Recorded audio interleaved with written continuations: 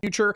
Right now, we are hanging out with the fantastic Miss Brianna Wu. It's Counterfire episode 3. We've been talking about it for a few months now, but you know, it's always been near and dear to my heart that we were going to do this. I'm actually really excited to get into it, and we have a few exciting hot topics that are drama-filled and fun and weird and messed up, and then we have like a nice serious palate cleanser at the end. So, Miss Brianna Wu, how are you doing today?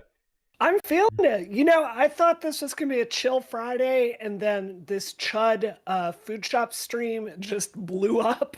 My phone has been blowing up all day. There have been like clips of it circulating. It is rough. It's not going to be a good weekend for Foodshops. I'm sending her my best. I hope she survives. That's actually, yeah. So just to disclose my bias before we even start, obviously I'm like a Chud Nation fan. I like, they call it Glup Shido, right? That's like the Star Wars character where it's like, oh my God, they're bringing back Glup Shido, but it's just like a tiny lizard creature that nobody cares about, but Star Wars fans are excited. So Chud covers mainstream drama sometimes, but he also covers smaller creators, extreme drama. I think that you could kind of say that in reference to this conversation. So I'm biased to Chud. I love small creator internet drama. Can you walk us through the scenario though? Because I am totally unfamiliar. Okay, so it starts today. So just to catch people up, here's the timeline of events. Here's all the drama that you need to know. On Monday, I did a panel with, it was Monday, right? Yes, I think it was Monday. I did a panel with Dev Short Fat Otaku, basically us hanging out, answering a bunch of questions. And, you know, we talked about Starship Troopers. We talked about, you know, this and that. It was super civil. Dev is a friend of mine. We like each other, even though we're on the other sides of Gamergate together. And then at the end of it, you come on and, you know, Foodshops comes up because we're talking about Vosch, right? And there was a question asked, like, why are you holding Foodshops to one standard and Vosch to another? I don't think we are, and we talked about that. Foodshops, in the meantime, is just like spurging out in chat and freaks out and wanted to come on the show. And then you were there for this part, Connor. Do you want to describe what happened then? Yeah, so I caught some of this after the fact because I don't read other people's chats. I think that's a really good way to get one guide. It's a really good way to get pissed off at somebody in chat. I read my own chat and I get one guide by my own people. That's my style. But allegedly, somebody sent me some clips, and up until this, I'd been relatively chill with Foodshops. I don't feel like I'd been particularly mean. I had my objections to what she'd said in the past, but anyways, point being is she was like, I can't believe I got replaced by Connor, and I'm like, what's wrong with me? Like you know, I'm not the biggest guy in the world, but you know, I'll get, you know, 50 to 150 live. I like to think I'm entertaining and fun, but apparently like I'm a huge piece of shit. I didn't know that, and anyways, so that's where I was a little frustrated.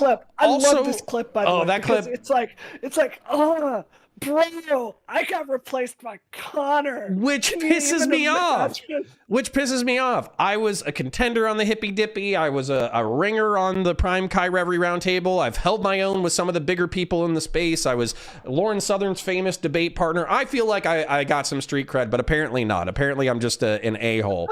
So I was a little bit frustrated with that clip, not gonna lie, but it is what it is. And also, she's coming from like a really, I think, like a hurt place because she feels like people are they're big dogging her, they're not taking her seriously, they're not allowing her on, etc., etc. And then, sorry, one more thing before I stop ranting. The way that it was pitched to me, Wick said, hey, are you available for this? I said maybe. You said, hey, if you can drop by at this time. That was the sum total. I wanted to plug this show. Exactly. Right. So I wasn't there to like steal somebody's slot or be an a-hole. I was there because the host had invited me and one of my friends had invited me. So anyways, so from my perspective, I didn't steal anybody's slot, and I felt like those shots across my bow were unfounded.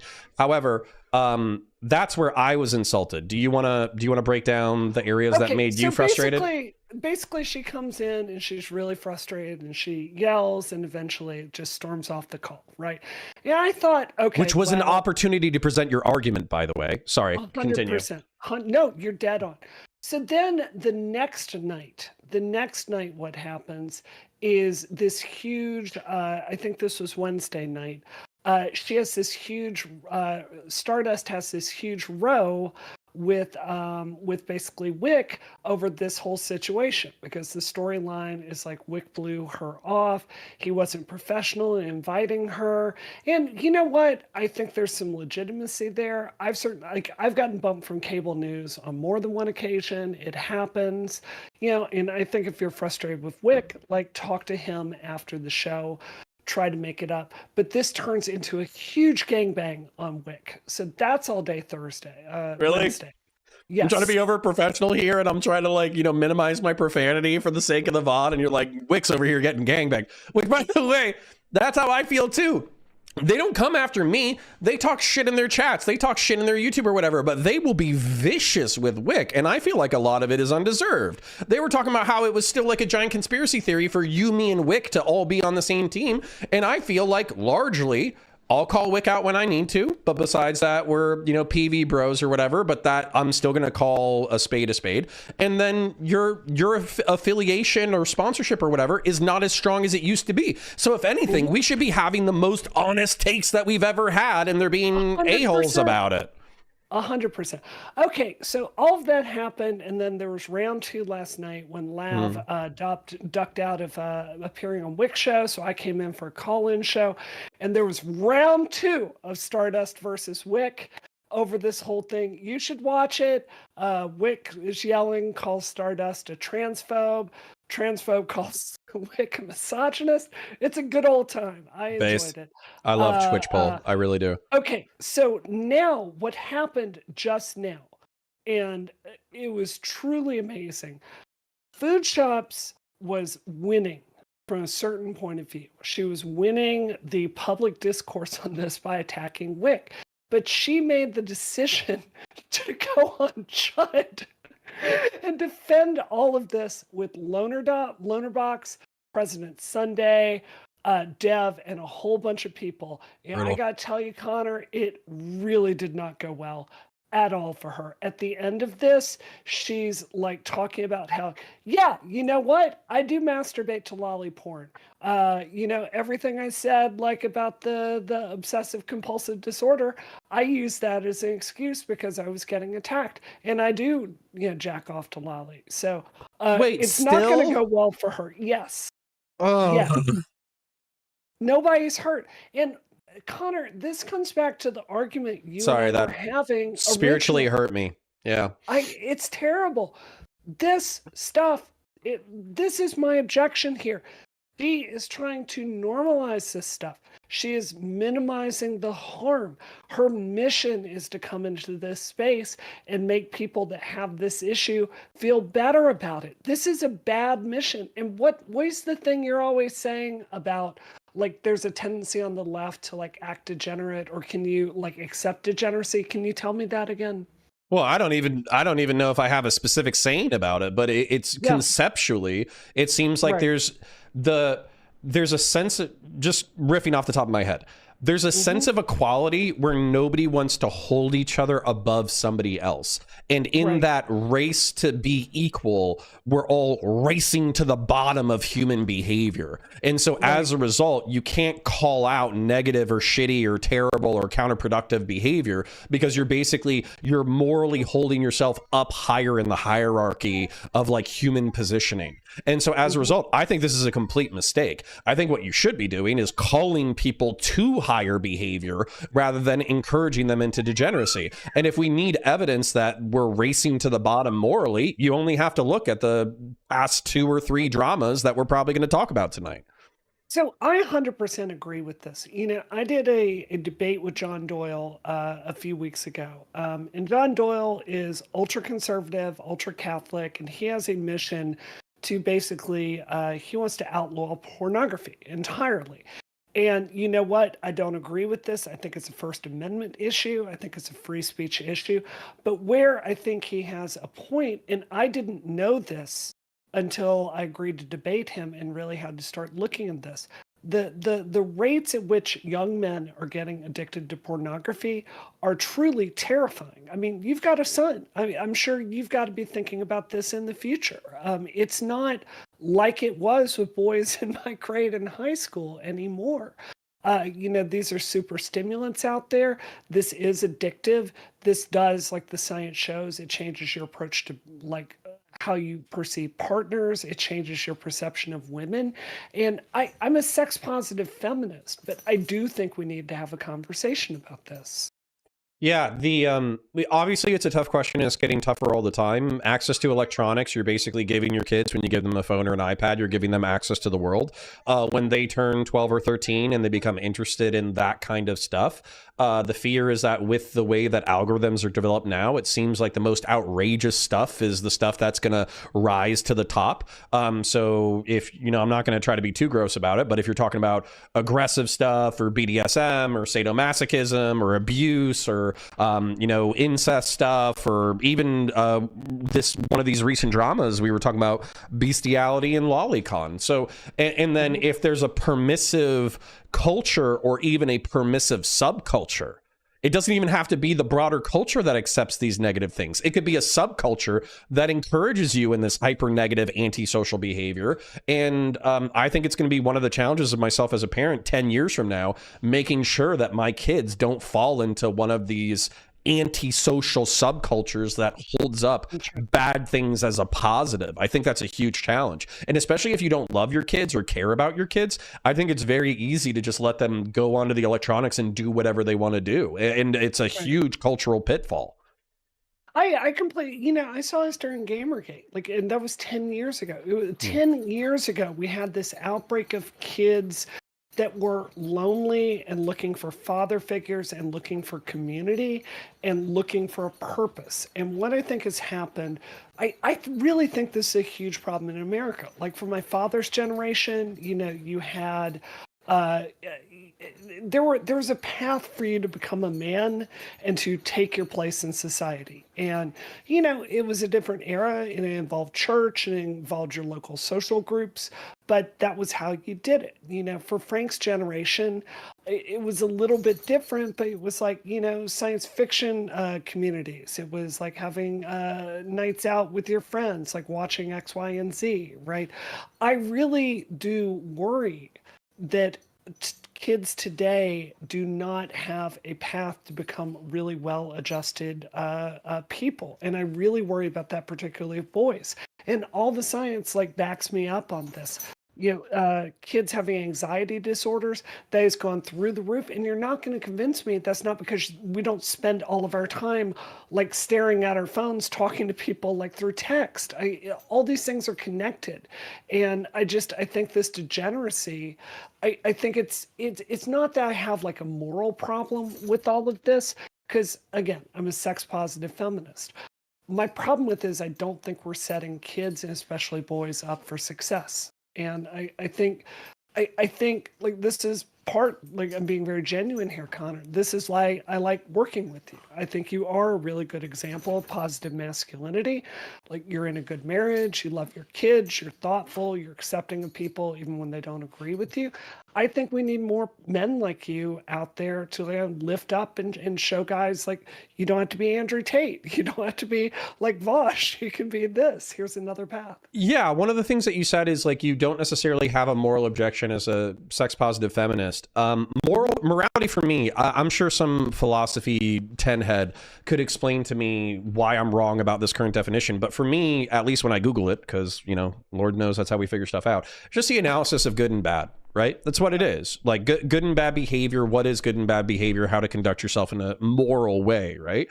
So I might not want to burn somebody at the cross for being a lolicon, or burn somebody at the stake, excuse me, for being a lolicon or looking at Vosch's subfolders or whatever. But I do think that it's bad. And I do think that young people are getting sucked into these traps.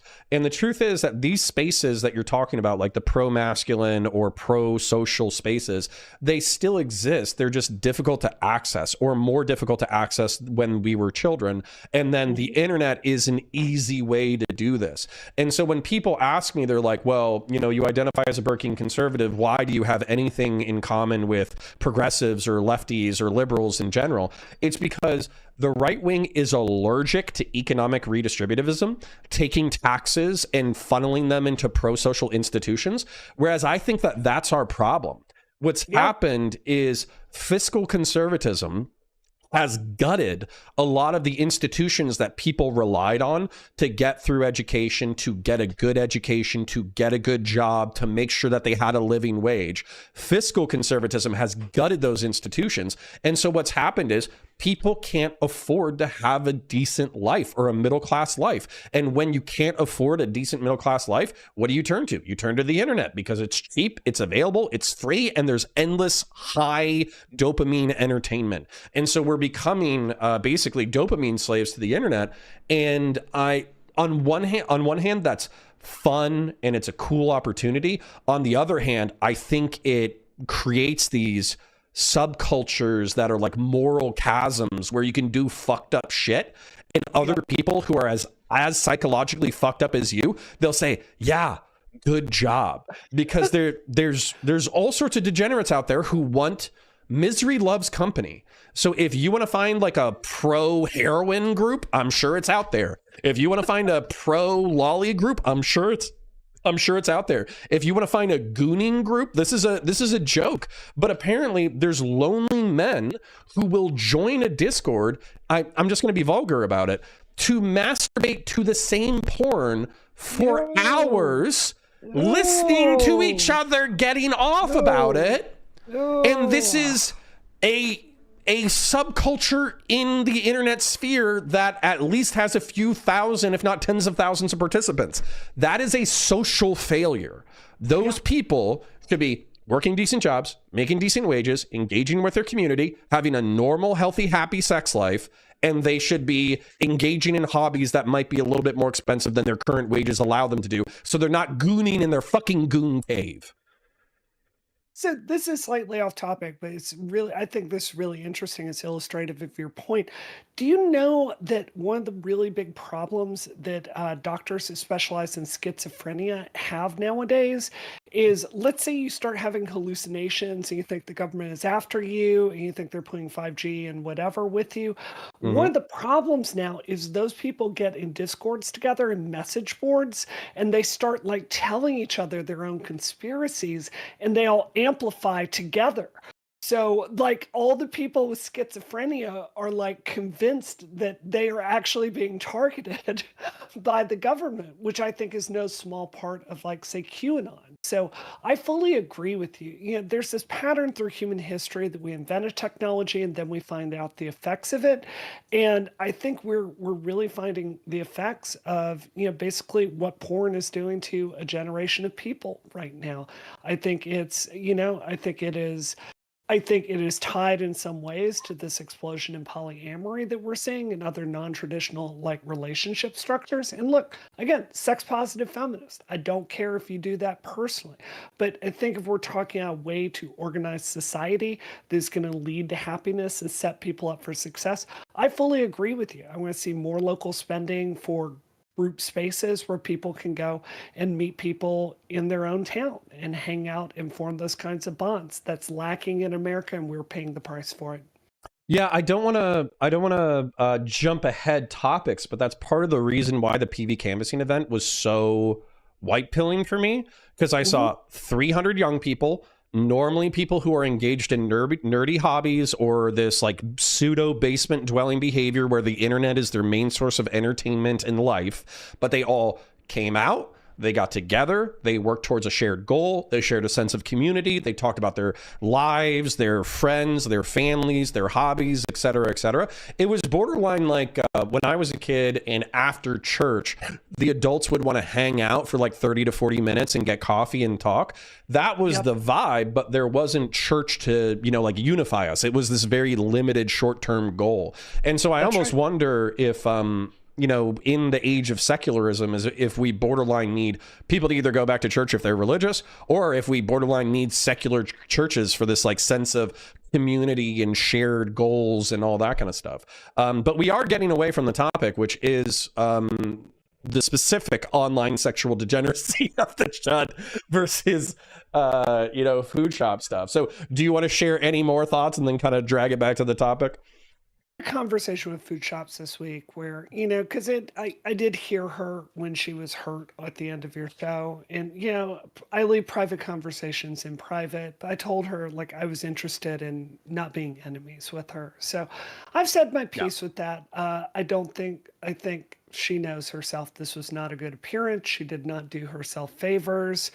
You know, I wish her the best, but I think we know way too much about too many streamers' personal sexual lives, and I don't think it's serving many people well. So that's how I feel. And that's and then I guess we could wrap this up, and then we could kind of move into the next thing, which is the Vosch drama, which is the drama that keeps on dramaing. But I would like to say that I might have to see some clips myself. But if I think we boiled this down in the conversation, even though Mr. Queenman thought that we were caping for Vosch and then attacking Foodshops. I didn't watch the video, but I saw that title. But I think I articulated the difference, which is Vosch, at least publicly, maybe privately he feels different. He said, "This is fucked up. I fucked up. You know, I don't condone this or like this. I've talked about it publicly numerous times that I don't like this behavior. Whether or not you believe him is a different story." And then he said, "Not going to do it again. You know, I fucked up. Here's what I was thinking at the time. But basically, I'm sorry and I'm an idiot." That's what he went with. Whereas with Foodshops, Dev told us on Monday or Tuesday, whenever we had that conversation, he told us that she had walked some of that back, to apologize, changed her tone and all that kind of stuff. But if she goes back and owned it again, she did.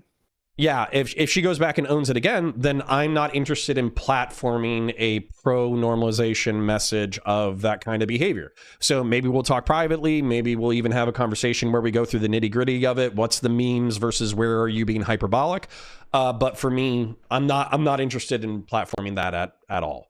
If Vosch had gone on stream today and had said, "You know what? I like to do this to Lolly. I'm still consuming it and enjoying it," I would go to Discord. I would unfriend him. I would unfollow him on Twitter and be like, "That's the end of our professional association." That is the difference right there. And I'm not defending what Vosch did, but I said this. I'll say it again. Vosch does not make a secret about what turns him on. I know way too much about what turns Vosch on. He talks about it on stream. He makes jokes about it. It is very apparent to me what Vosch is into. I think that if he were truly into child porn, I think we'd know about it by now. It would fit. I think he's into other degenerate stuff. But he needs to just stop talking about all of it. It is not serving him and move on to more productive stuff, which is actually an interesting point that I want to save for the last of my rants. So please. You indulged us by kind of narrativizing how the drama unfolded with Foodshops. I'll narrativize this for people who have not bumped into this yet. So what happened, I'll probably be off on the timetable, but the instigating event, I believe, is up. Do you need help, Mr. Bear Beans? Sorry. Brianna is taking care of her baby, which is a dog that I keep seeing jumping on the back of the couch, and I'm taking care of another baby while my wife is out bowling with my son, because it's mother-son bowling night. So I might have to hap out my kid. But I'll try to summarize the drama. Look how you're such a good dad. I'm trying, but I have an upset baby who ate a ton of beans staring at me, and now he's smiling, so I don't know what to make of that. If you need to be a dad, you go do your thing. I will, but I'll try to narrativize some drama, and I'll pretend that I'm speaking to him. So he doesn't understand this stuff yet, thankfully. So let's try.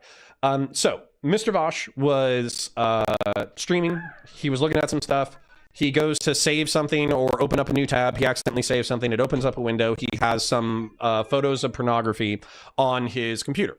Some people realize that it's of cartoon drawings of underage characters, and then also that it involves some animals, which is unfortunate. This gets him into hot water. The very large streamer H3H3 Productions reviews the drama, and reviews all of Vosch's previously edgy statements. Vosch basically does a live stream that doesn't go well. He does do a pre-recorded explanation, which I think went better, but he explains all of the other stuff away as saying like, this was basically an argument against abuse in capitalism and how it's all bad. And I'm not actually advocating for, this to be normalized, which you can believe him, you cannot believe him. Yeah. Then when it comes to the individual stuff, he was like, it was a mistake. I downloaded it on accident, whatever. Whether you believe him or not, who knows, who cares? But what's happened is, unfortunately, people have started digging into his previous life, and they're finding all of his stuff online, which is some apologia for lolicon, some apologia for horses. And I am going to apologize to the audience for crackling. I do have a child who's slapping my table, and also I'm trying to do things at the same time. But Brianna, share your thoughts while I help with the baby. I feel like Vosch is, if you will, forgive my statement, it's like beating a dead horse at this point. He has made some statements in the past, and to be really clear, when I brought him in front of Rokana, I was not entirely aware of his entire past with all of this. And I'm going to be honest with you, Connor, a lot of those statements really shocked me. And I don't approve of them. But again, the difference is he has denounced those. Many of them are from, oh, what a cute little baby. And he's covered in beans and cheese. Oh. Sorry, continue. Oh, so adorable. Okay. Continue talking about pornographic degeneracy online. Baby just breaks my brain. Yes, so very adorable. Going back to Vosch. I just think there's a difference in accountability. I think that he has tried his very best to move away from this. I don't think his messaging has been particularly successful, but he's not running towards it. And I think that's the fundamental moral difference. So I talked to Vosch a little bit, not yesterday, but the day before. And, what he said to me was, he's really interested in kind of not making this stuff part of his public profile moving forward, focusing more on politics, debate content, all that stuff that he does so well. And I think that's the right move. I would actually suggest to Foodshops that she do the exact same thing here. Focus on what you're really good at, and stop making this part of your public profile. I don't know if it's like a need for attention in the moment, but it's just not serving you. Yeah, so I'm with you on so far what you've said, and then I think there's something that you kind of revealed in your opening statement that I want to hit that I've been thinking about all week. So please, we've talked about how I think that a egalitarian mindset has caused it where left-leaning sympathetic people are incapable of calling each other out for their bad behavior, and it's only the most egregious actions, like having lolicon and horse pornography on your computer, that will get called out and will get you some level of social censure from the furthest parts of the online left. I think the real world left is probably a little bit more aggressive about the stuff, but I think the online left is pretty aggressive. But I was kind of laughing at the autistic fascination and aggression and organization dedicated to his pornography organization and his music organization. And I was just thinking to myself, if you dedicated a quarter of that organizational energy towards productive ventures, then there would be no stopping you. But it feels like there's like a correlated left-wing, anti-theist, secular perspective that it's like, I only have one life. I need to maximize my pleasure in this life. As a result, I'm not going to pay attention to the moralities of those old fuddy-duddy conservatives. And also, I'm going to do whatever the hell I want to do. And I'm going to make sure that I maximize my pleasure. Whereas I don't think that's the correct way to live. And so as a result, that's really my point, is that I feel like that energy, if spent productively, could have way more positive impacts on the world. Yeah, I think doing almost anything except for putting a bunch of porn in a folder to be sorted and to really catalog all your masturbation, I think that's probably a good thing to do. So, but I mean, coming back to this, I think you're really right. And there's something about the left. There's something about this where we enjoy taking the most abrasive stands possible and daring people to disagree with us, right? I think this is like, to a certain extent, I think it's what defund the police was about, right? Like, you're taking this stance that obviously is going to be kryptonite for a lot of people, and you're saying it in the most abrasive way possible, and then you're kind of morally going after anyone that disagrees with you, or similar to calling Israel an apartheid state right now. There's just this, there's a real, it really is a race to the bottom. And like, I dare you to like tell me I need to be behaving better or doing something more constructive, because that's problematic. I think this is part of the reason the left has lost so much cultural relevance in the last 10 years. And I think, unfortunately, it's going to increasingly translate to electoral losses as well.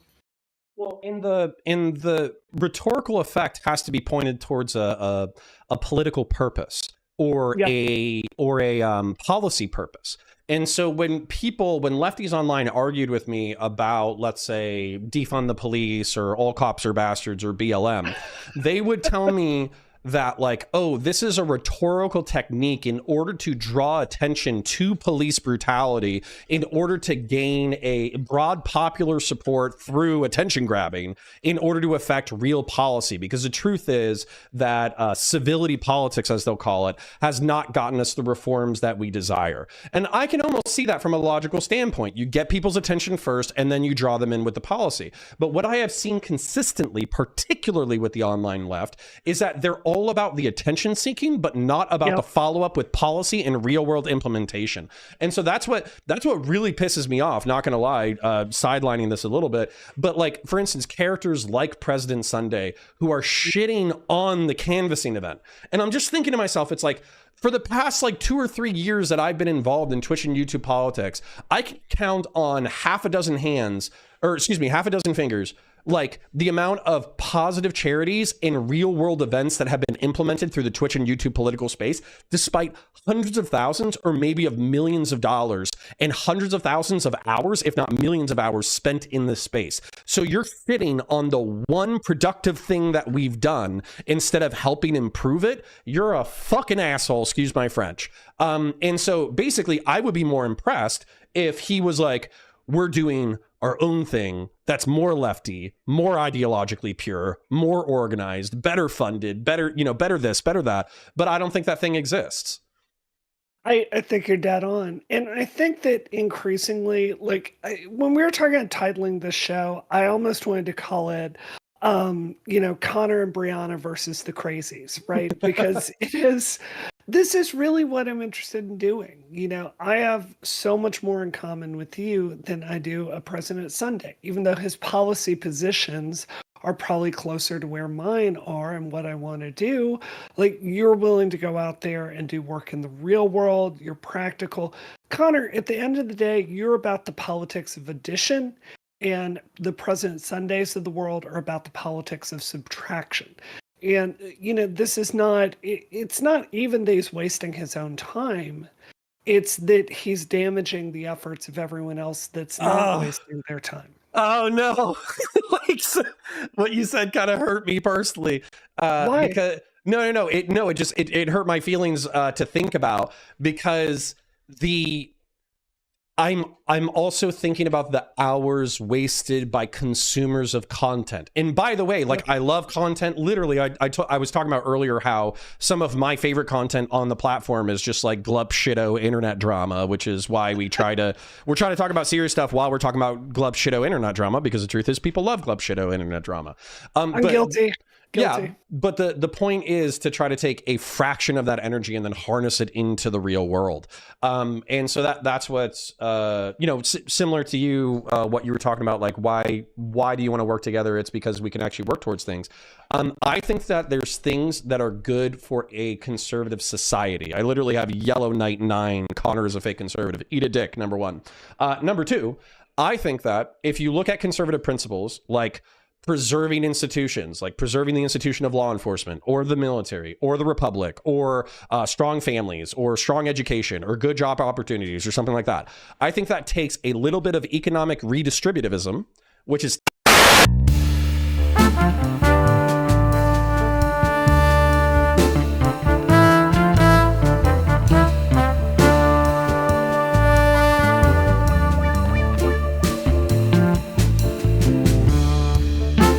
stuff around now, but nope, I cannot. Good, fantastic. The noise gate is working. Hold on. Docs chat. Let's load that up. Okay, cool. And we should be back. So I would like to apologize. We can't even blame my son for that one. We have to blame the dogs. So the dogs were trying to eat the beans that my son had thrown on the floor. And so as a result, they stepped on the power cord, which is fantastic. We will not have these problems going forward. I promise. We will, chat's coming back online right now. We will have caretaking for the baby. We will have caretaking for the dogs. We will work on the microphone so it's less crackly. We will handle business. If I have to send Frank down to Florida to kick some butt and get you in line, Connor, I will do that. It's literally not. It's just keeping animals alive while our adventures continue. So, I've got it.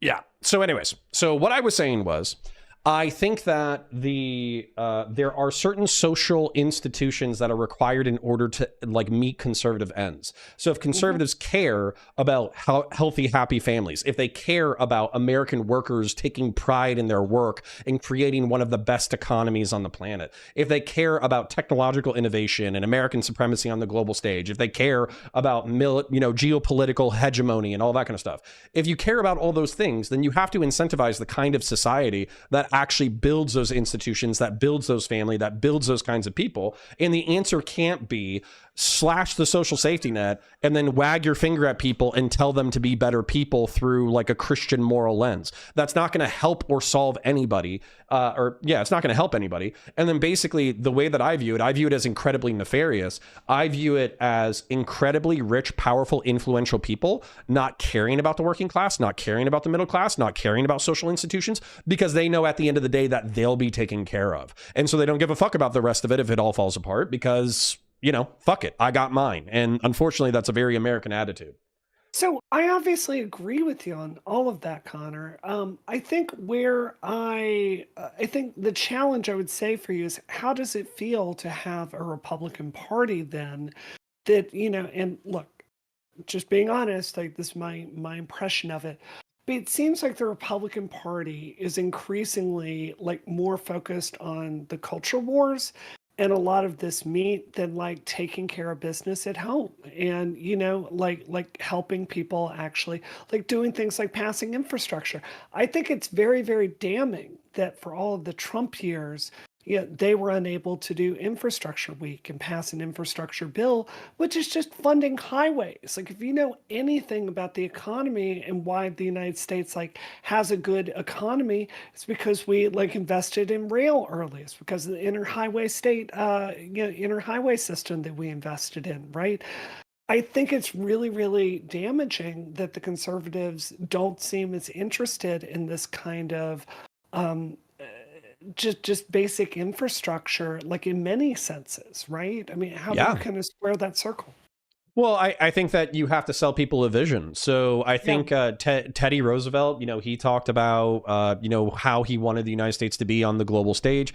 We had people like Nixon who created the EPA. He was a Republican. Both of them cared about the environment. Both of them cared about national parks. Both of them cared about the heritage that our children would basically take on from us. And so as a result, I think it comes back to actually speaking to those values. One of the things that I try to really hit Christian religious conservatives with, because I think this is a firmly Christian religious principle, is the principle of stewardship. So a lot of people use the concept of dominion, meaning that God gave us the planet so we can do whatever we want with it, which means that you can hunt bald eagles with, short-barreled rifles with machine guns and drill oil and, basically murder baby seals as long as it makes you happy. But that's not what I would say like a actual understanding of the book of Genesis and the Bible really calls calls humanity to. You're supposed to be a steward, meaning that you're supposed to maintain the planet as if God was right above your shoulder, as if the king was right next to you. So if you're somebody who is a steward who is called to take care of the planet, then that doesn't mean rape its resources, kill its livestock, end its biodiversity, do whatever you want to do whenever you want to do. It's not a call to hedonism. It's a call to care. And unfortunately, there's not a Republicans who care. Yeah. No, I agree with that. What do you think the core problem with this is? Because, over the last, I would rhetoric say versus execution. Well, it feels like there's something that's broken culturally. Like you mentioned Lauren Southern earlier in this call. Something I really appreciate about Lauren is she, I think, is always working towards something, right? Or if you look at what she's talking about today rather than a decade ago, I think there's more of a positive policy vision that she's moving towards. And I disagree with that. But I also think she's a lot more alone in conservative media than I think the Steven Crowders of the world are obviously selling a message that people are listening to more. And to be completely clear, the left has our own version of this. 100%, our hands are not clean. But I think the Democratic Party would vote for the kind of local institutions that you're talking about.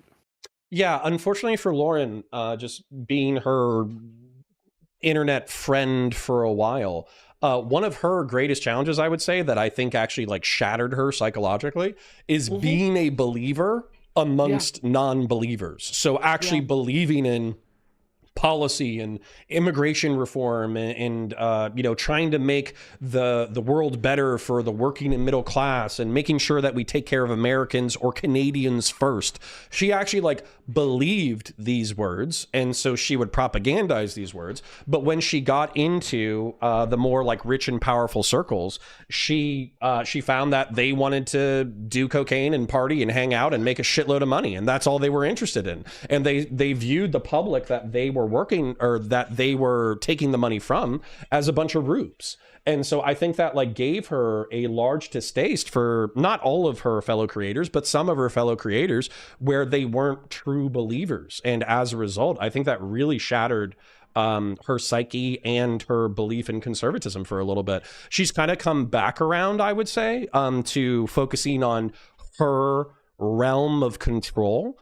But I do think that it can really fuck with your brain when you sell your soul to a movement and then you get to the upper echelons and you realize that the upper echelons, they don't even believe in it. They're just there for a paycheck. Yeah. I mean, I feel like I'm going through something a little bit similar with the progressive movement right now too. It's very similar. Policy wise, I'm 100% on board with all these things, but it's really hard seeing a movement that I've sacrificed a lot for to try to advocate in my public role essentially become the very thing we were fighting a decade ago. It's really disturbing. So well, and I understand the I've been accused of selling out because I'm working with PV or whatever. I understand the anxiety of the believers, the people who are at the bottom level who are holding on to their ideological purity. But then two, I also understand the anxiety from people who were previously believers who dedicated their lives to it, but then they're like, if I don't start taking money and rubbing elbows with the right people, I'm never going to get anything done. And as a result, I need to get into the upper echelons of the institution so I can have my microscopic impact as best I can. And, that's obviously, that's part of the reason why I'm doing this, is because there was no centrist Republicans who approached me in order to, put money behind me. So there are progressive things that I think can be good for American society. I'm going to help people form that vision because at least they have a positive vision and they care and they're trying, which cannot be said for everybody.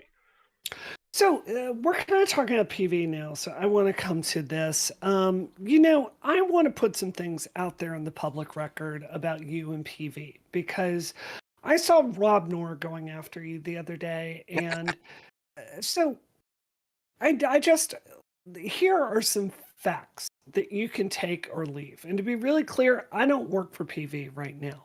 I'm doing something different. But I am the person that originally hired you to bring you onto the team. And it is factual that the main reason we brought you onto this team is we had a Discord call and we sat down for about an hour and I really hammered out and tried to hear and understand your positions on birth control, which you have a conservative approach to birth control, correct? Do you want to tell people about that and why your Sure. conservative values inform your belief in birth control? Yeah, so basically, if you were to indict, this is something that I was talking to Sam about the other day, weirdly enough. If you were to indict the parts of like modern American sex culture, I think that I would align most with conservatives, right? I don't like degeneracy. I don't like orgies. I don't like gangbangs. I don't like all this crazy horse lolicon bullshit. And conservatives view the tools like condoms and birth control and all that kind of stuff as the problem, which it's not at all. The tool is the culture that's going on right now. And so I don't think that the solution to our problems as a society is to ban American freedoms, to basically ban the ability of women to make informed choices about their sexual health, and also to basically implement like a theocratic perspective on personal freedom and liberty and all that kind of bullshit. That's fucking insane. Like, instituting theocracy is not going to achieve the kind of culture that we want to achieve. What will achieve the kind of culture we want to achieve is making sure that people actually want babies, that they want cute kids, that they use condoms in order to help plan families, that if they're going to go on birth control, they have medical consultation with a doctor and they make that decision as an adult or as a young adult in consultation with their parents. Banning the technology does not help us achieve a better or more conservative culture. So exactly. So I think anyone can listen to you on that. They can hear you're being real. And yeah, we hired you because frankly, the number of liberals and progressives out there that believe in birth control, very fungible. You could go hit any woman on the street and she's going to have the exact same opinion on this that I do. A conservative man that is willing to go into conservative spaces and make that argument, that is extremely valuable. So that is the reason that we originally hired you for PV, right? So it's very frustrating to see people malign you, your work, and your integrity when they're just making up a fantasy about what it is we hired you to do. Well, and by the way, like I'm kind of a guy, just to speak to my political proclivities. I've always been centrist. I've always, Mhm. explored nuanced ideas and all that kind of stuff. The conservative philosophy that I identify most with is Burkean conservatism, which is kind of like an incremental society that moves at a reasonable pace so it doesn't destroy itself. Philosophically, it's an incredible thing. I read or not an autobiography. I read a biography of Burke recently, and it was everything I thought it was going to be. And then also, I like militant capital L liberalism. So, for instance, I love hell divers. I love, militarized men jumping out of, capsules with machine guns in order to destroy the bug and automaton menace in the name of ordered democracy.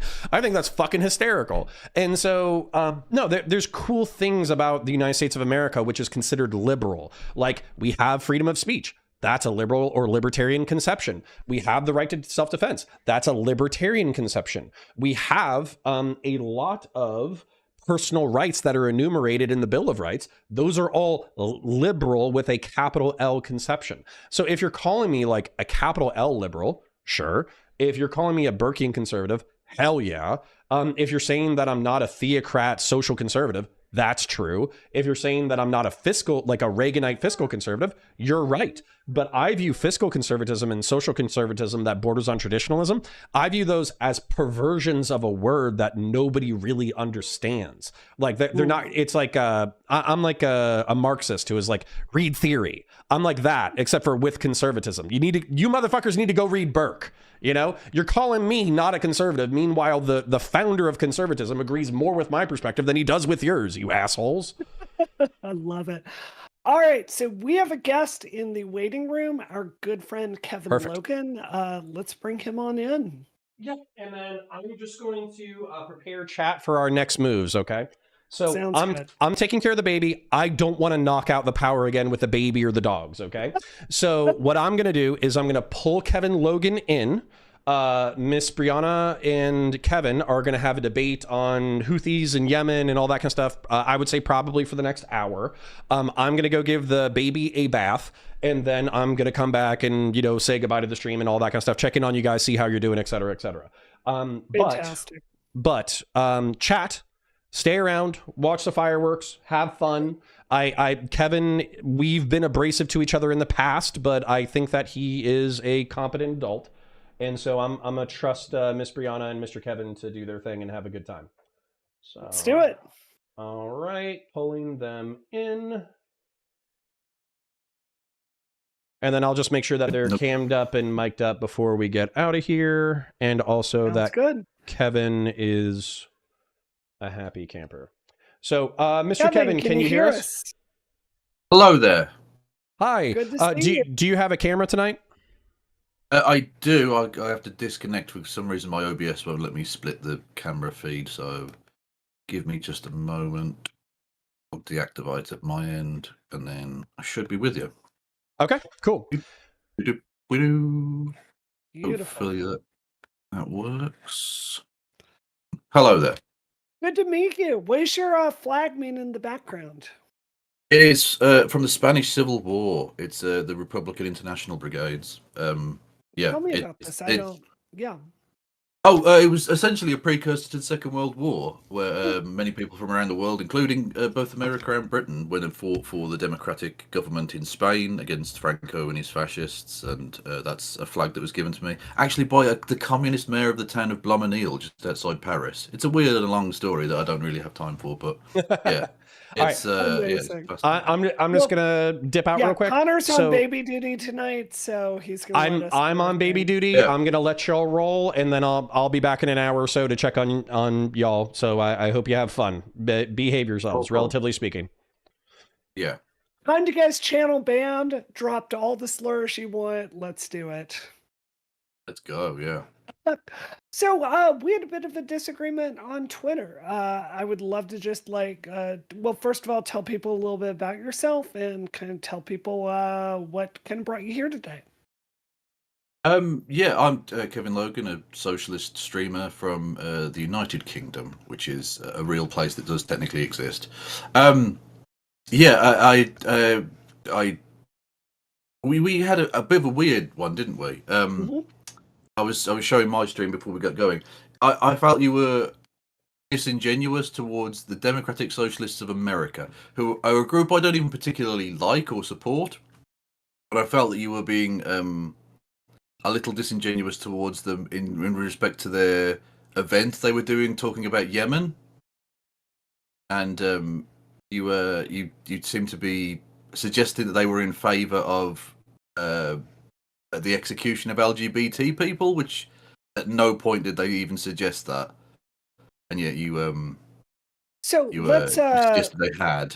I wish Connor were here to bring up the tweet. So DSA International, Democratic Socialists of America, basically put out a tweet about a panel that they were having called Yemen Rising, if I remember correctly, basically being strongly in favor of Yemen, Yemen, make us proud, turn another ship around.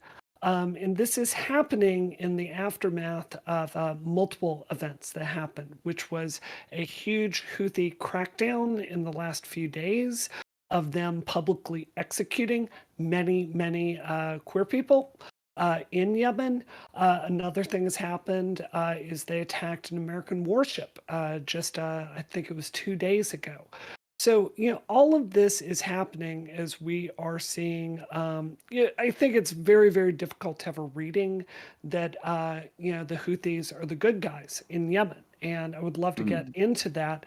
But kind of that was my contention with it, that this is a really bad time to be having a panel basically praising Yemen, given the recent events there.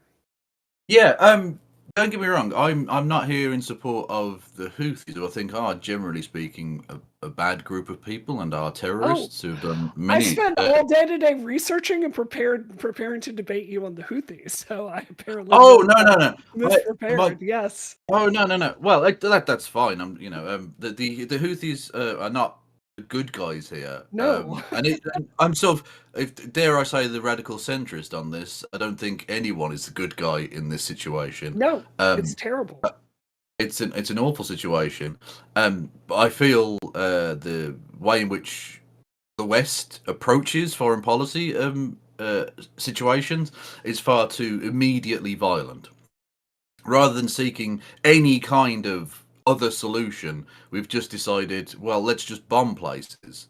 And I don't think that's a productive or worthwhile endeavor in the long run, as can be seen by the fact that America have been bombing the shit out of Yemen for the last month, and and hang on a minute, I've seemed to have completely bollocksed up my camera. Sorry, they've been bombing the shit out of America for the last month, and not only have they not been successful in stopping the attacks on ships, it's actually increased. We had a British ship that was nearly sunk off the coast by the port of Aden.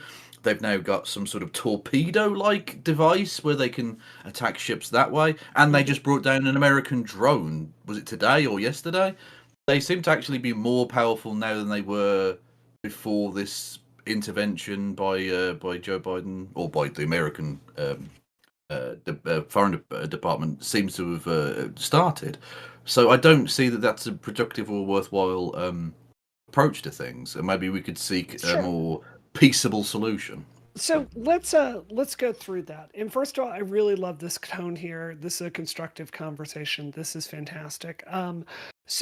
This is my so I agree with you that the United States, far too often, our first instinct is to go to war and bomb the shit out of people.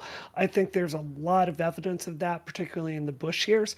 You may not know this about me. I protested George Bush so much that I ended up on his terrorist watch list protesting the Iraq War. So I am not somebody that is knee-jerk pro-American imperialism. Here are the facts as I understand them, and please stop me at any time if I've got this wrong. So you had when Trump was leaving office, and Mike Pompeo was our Secretary of State. Pompeo went and classified the Houthis as a terrorist organization, just flat out added them to the international terror list. This had the side effect of making it much harder to get food supplies into Yemen to address the what is one of the biggest humanitarian crises in the entire world. Yeah, Joe Biden gets in. Yeah, hold on, just 1 second. Joe Biden gets into office and rescinds that. And his State Department has the mission to normalize relations with the Houthis. They take them off the terrorist watch list. You can read statements by Anthony Blinken talking about trying to appreciate the reality of the realities on the ground in Yemen and working with them and bringing them into the legitimate peace process. That failed. The Houthis chose violence again and again and again. And they, even before the Israel-Palestine war, they had been basically using weapons because they're part of Iran's axis of resistance. They've been smuggling weapons over into Yemen, and they've started attacking commercial ships, which really came to a head when they, basically got special forces, landed in a helicopter on the Galaxy, whatever it was, ship, took it over and basically put the United States in a place where we did then classify them as a limited terrorism group, and now we have this basically operational strike force that's moved to this region to bomb them. So I hear you on our instincts here, but I think in this particular case, America has done everything possible to avoid war.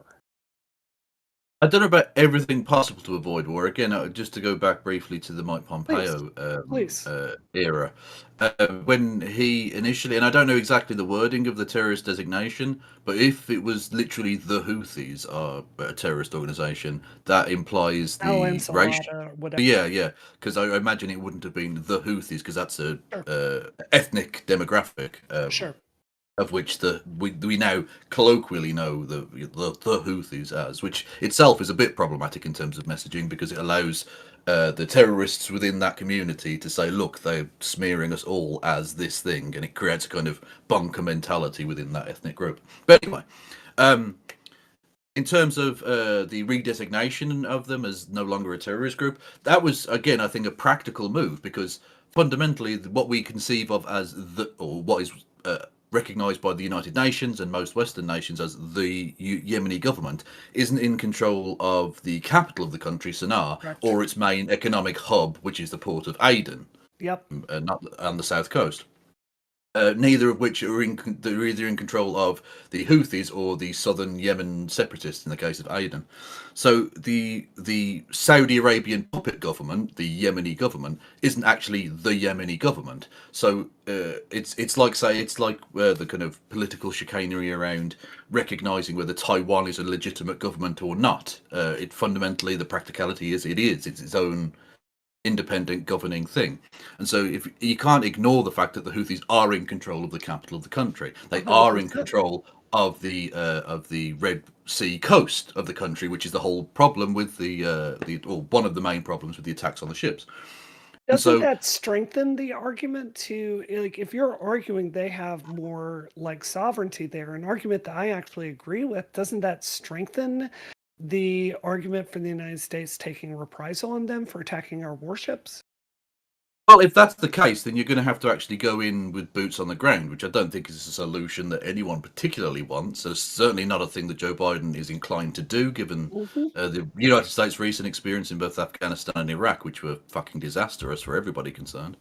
I don't think they're prepared to do that, but that's realistically, if you're going to take a military approach to this, that's going to be the only way you could actually get anything done. Just drone striking selective targets isn't going to achieve basically anything. I don't know if I agree with that because we've seen the person that's in charge of this particular strike group here. You'll have to forgive me, I don't have his name in front of me. He actually got his entire previous career experience by fighting the Somali pirates, and was actually very successful at that. And, as I understand it, this works by, it's intelligence sharing in the region. You work to, like, Saudi Arabia, Israel, basically partners in the region. You find these camps with these weapons, you stop the weapon shipments in there, and you bomb them to hell. This person that has done this successfully in stopping the Somali pirates gave, I thought, a really, really comprehensive list of reasons he did believe he could do this. And we're never going to get this to zero. I think the, national security is all about managing risk, as I understand it. Yeah. Basically, yeah. You can't allow the perfect to be the enemy of the good. Yeah, absolutely. But the problem with your analogy growing towards pirates is that, like I said, the way in which you could stop the Houthis in terms of actually militarily ceasing their operations is the equivalent of boots on the ground, right? Which in the case of pirates is largely sea-based. So the fact that you've got ships in that area who can take on and destroy those networks, as well as obviously on land in terms of the supply of weaponry and food and all the rest of it, safe harbour, but largely in terms of actually direct military confrontation, having ships in the region, which USA and many other countries have in pretty significant numbers, is the equivalent of boots on the ground, because the boots on the ground are ships in the sea in this instance. Right. So it's not apples with apples in that respect. So I don't see that as a particularly good analogy. But just to draw you back to the point about using what you referred to as friends in the region or allies in the region, this is part of the problem that America has in terms of trying to hold any kind of consistent ethical or indeed legal basis for their critique of the way in which the Houthis have operated. Is if you're going to partner with the likes of Saudi Arabia and Israel, who have both, I was about to say in the past tense, but are both currently engaged in genocides, both in terms of the Yemeni people with the Saudi Arabia and the Palestinians with Israel. you can't. I don't think you can have friends like that and then turn around and say, "Well, you bombed a couple of ships and therefore you're evil and need to be taken on." That's not a realistic ethical proposition for me. It goes beyond hypocritical to being you essentially being a bully who's taking on the smaller team. So You know? I want to talk about this respectfully. So just first of all, important to say, like the Houthis are literally directly funded by Iran. They are part of the axis of resistance, which includes Hezbollah and a whole bunch of really bad people in that neighborhood. But this is a claim I hear thrown around a lot, right? Like that the United States it basically instigated this mess. And I think it's worth looking through, kind of walking through what the United States' role in this has been. And please stop me at any time if you don't agree or I get something wrong here. But the flashpoint that I really remember was the bombing of the USS Cole, right? Clinton was president. Right. It was in the port of Aden, and a bunch of our sailors were killed. We tried to work through the legitimate political process with the governor of Yemen, who it turns out was working with Houthis at the same time, which was very ironic because he ended up like being deposed by them. But that's a whole nother discussion. In the meantime, obviously we have a longstanding security arrangement with Saudi Arabia, right, which is really tied into the Sunni Shiite tensions that have existed in the Middle East for a very, very long time, right? And it is true that we give Saudi Arabia a lot of weapons. But from Saudi Arabia's point of view, they were worried that the civil war in Yemen was going to spread into their own borders. And you're 100% right. The Saudi Arabia has done things like striking universities and hospitals. And from my understanding, the United States has actually tried their